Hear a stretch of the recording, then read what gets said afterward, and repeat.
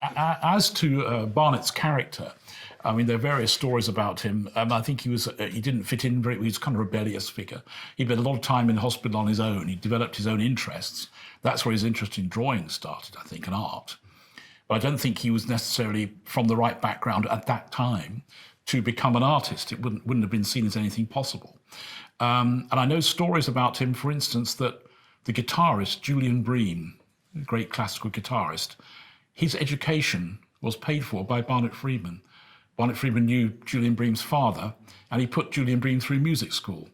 So there was obviously generosity. I think coming from a poor background had obviously, encouraged him to help others, I suspect. His character can be seen quite clearly in an extraordinary post office film called The Making of the Jubilee Stamp, for George V's Jubilee. Barnett Freedman designed the stamp. And there he is, on camera, on film.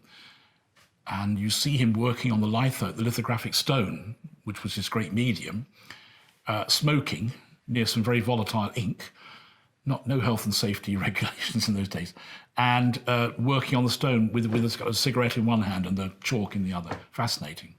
And I imagine that he was a very amusing company. It's hard to know, but reading between the lines and reading Edward Ardizzoni's books, in which Barnett Freedman appears, he was obviously good company, and like Ardizzoni, liked a glass of red wine.